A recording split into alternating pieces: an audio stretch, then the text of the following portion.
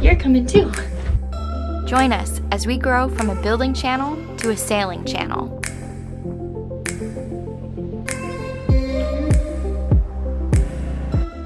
One day we'll be floating in the tropics, and I'll be drinking a margarita.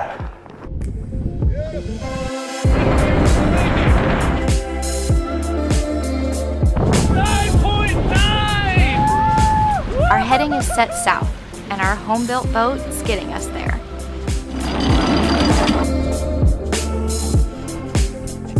Can't wait to show you guys.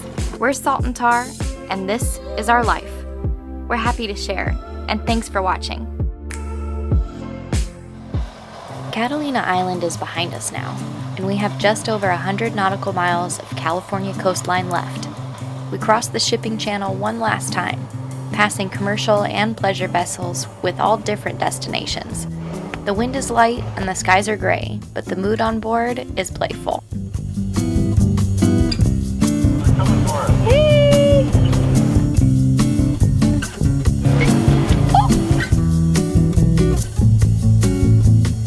Oh! Whoa! Wow! There's so many!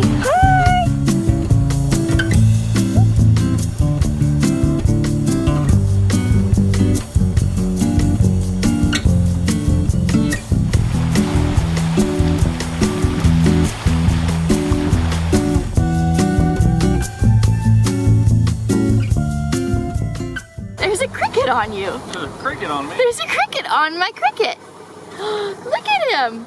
I guess he's technically a grasshopper because he has wings. Where'd the cricket come from? You see him now? Oh, what's up, dude?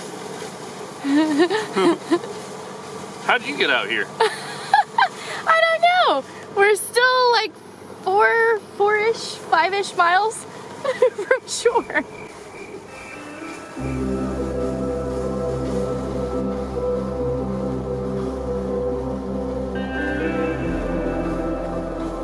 Newport Beach looms in the distance. Time to get the mainsail down and the hand lines we've been trolling in. All right, let's attempt this. You can do it. Any pointers? Yep, so just get both the halyards off, level the gaff out, so drop the peak so it's horizontal, and then just let it fall. Should I try and guide the sail a bit or kind of let it go? It stacks itself pretty well.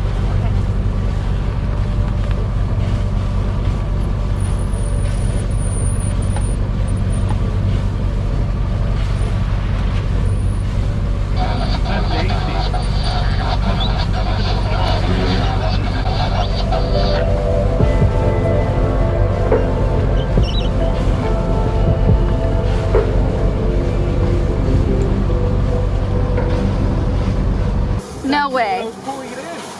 No way. Oh, there you... What'd you get? Is that a little bonito?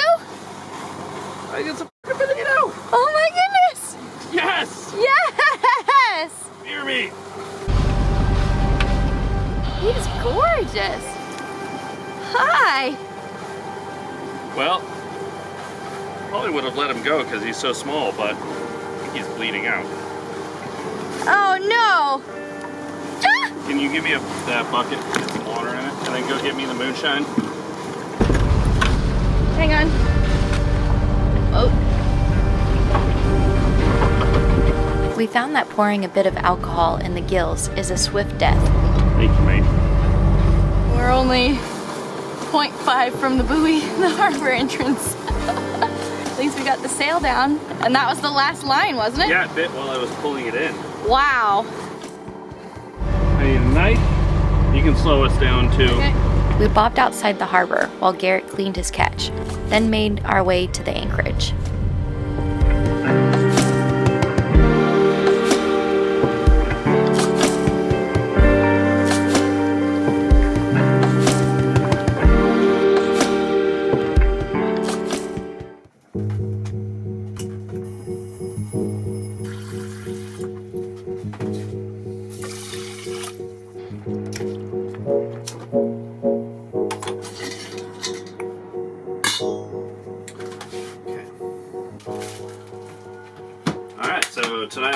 excited. We're gonna do some sushi, some sashimi on nigiri, a little sashimi platter.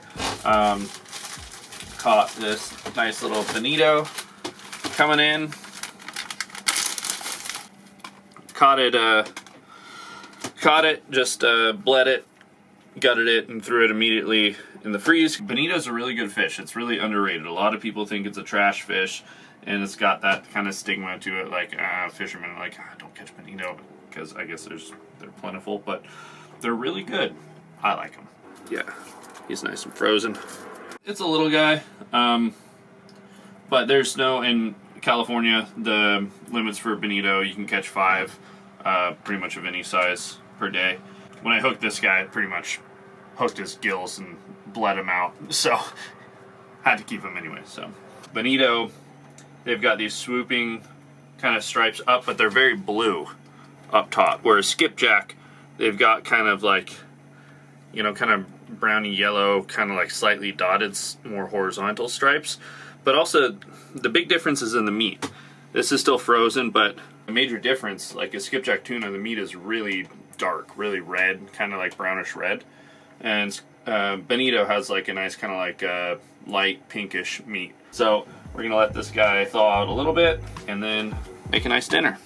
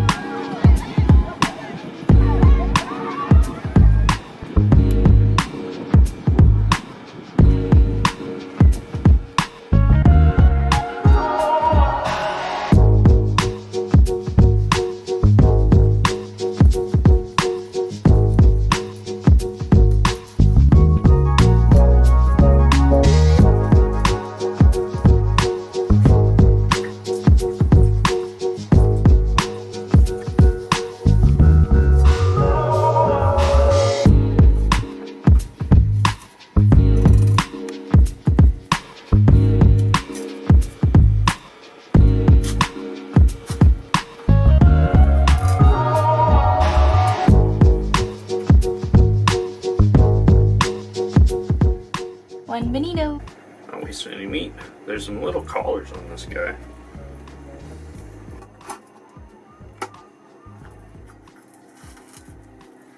Oh, it's exciting because growing up, I used to catch cooked fish all the time, and I haven't done it in a long time since we spent 7 years building this boat. So, you know, one side I feel like, yeah, I'm a little rusty, but the other side is like, you know, it's really exciting to be doing it again and be living back in an environment where I can do it. So just taking the rib cage off.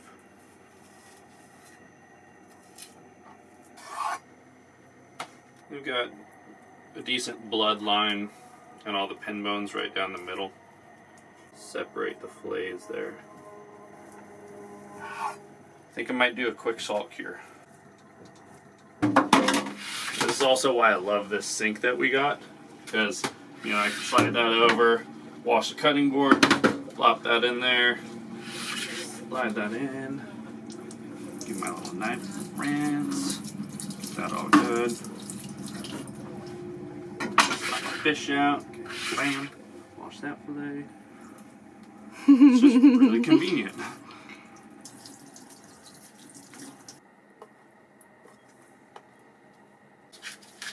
It helps when it starts to, because it'll start to break down, especially this kind of fish. If you freeze it, it'll start to break down and the meat will start to get a little mushy. But if you do a little salt cure, it'll firm the meat back up, let it sit for like 15-20 minutes, and then you wash all the salt off so you're not eating all the salt. Let that chill for a bit.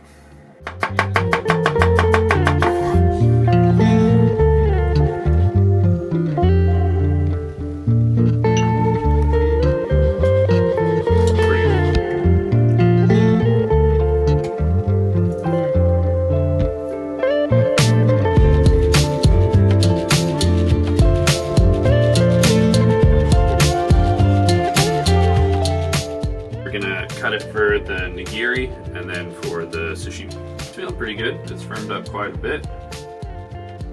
I'm not a sushi chef. This is gonna be a hack job.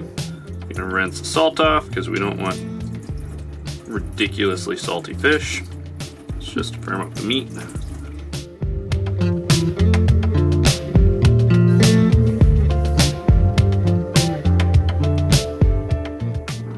Oh, I burnt through my stick. Okay, my sticks didn't work. Take 2. Forks. Forks.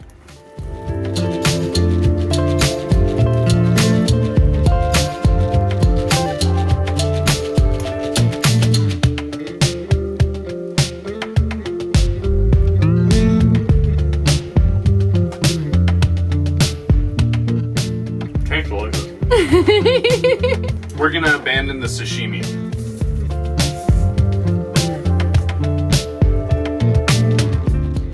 The meal has evolved Yes. as it has. You know, whatever. I'm not upset about Fish. it. It's delicious. Fish still tastes great, just it's been in the freezer for a couple of days, so it's not quite the consistency we want for the sashimi. The nigiri worked out alright, but now we got a nice little rice fish bowl. So got some cilantro, some cucumber, some sriracha, some sesame seeds.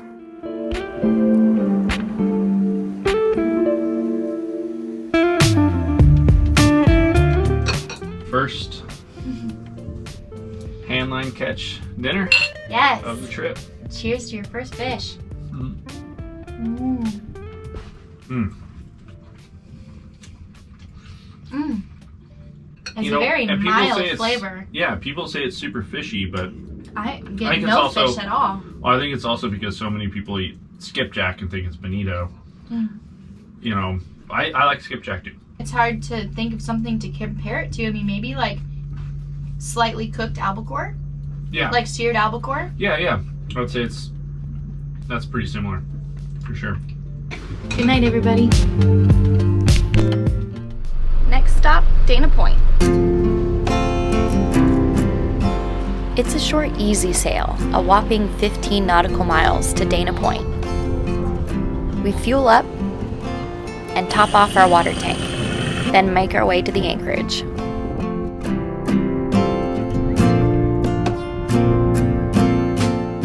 Our stay was short and pleasant, a quick stopover before our final 65 miles to the edge of the California map. Channel 16, this is United States, Coast Guard Sector San Diego out. We found ourselves with another mixed swell, but we got some sails up, so it's helping. We left Dana Point about 3 a.m. Well, we attempted to leave around 3 a.m. I think it was closer to 4, because we're not morning people. I had a really hard time staying awake, so I kind of just got up from maybe like an hour or so nap here on the quarter bunk. But Garrett's got all but the mizzen up, and he's got the sails all trimmed to a position, and the boat has been steering herself for quite a while now. The wind's been kind of slowly picking up. I could shake out the reef, but I put the main up earlier just as a riding sail because it was so sloppy, but there wasn't really much wind. There wasn't really any wind at all, so I put it up double reefed. It sets the flattest. Basically, when I ride on course where I want to be, there's just a slight little luff in the mainsail, and then I've got the staysail slightly backwinded, so oversheeted and actually backwinded a little bit. Balances the boat out really well, and she holds her course beautifully. The mainsail acts as the pivot point of the boat, and it wants to try to drive the boat to windward, so it wants to make the boat head up into the wind. But since there's a slight luff in the main, right where I want to be on course, if we veer up into the wind too much, then that main will depower really quickly because it'll start luffing more, and it'll depower enough so that the force of the backwinded staysail overpowers the force of the main, wanting to pull the boat up into the wind.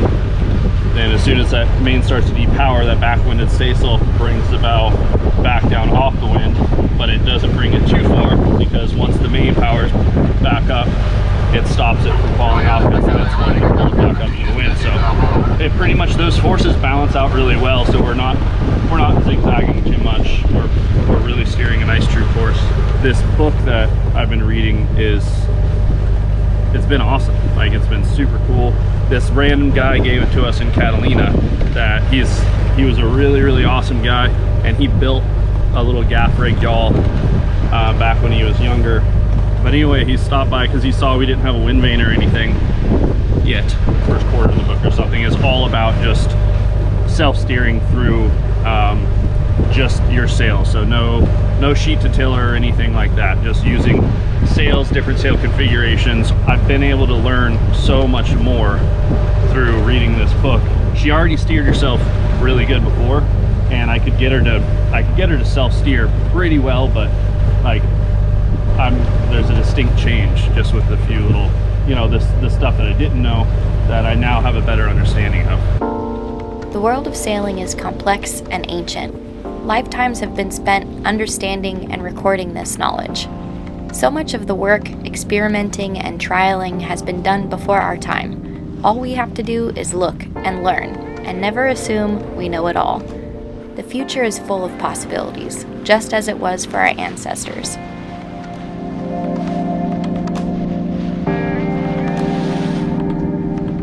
Still pretty early. I think it's like 8:30 in the morning, and I think we've got like 36 more miles to go to the mouth of San Diego.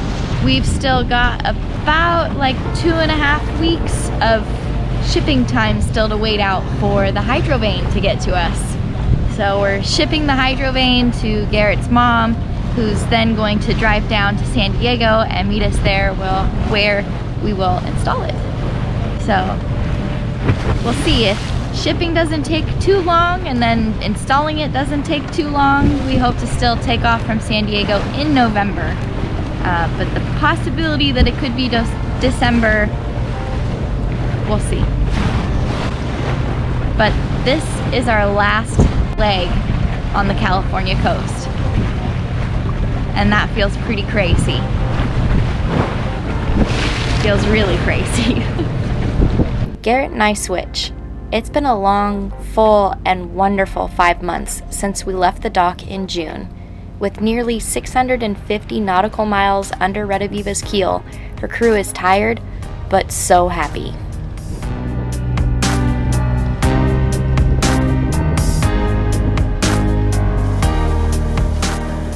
Guess what, everyone? We can see islands in front of us, and they're Mexican islands. Those islands are in Mexico. A mere 20 miles away. You know what? Most of that coastline we see in front of us too is probably Mexico. Yeah. Yeah, we're what, 10 miles from San Diego? Yeah.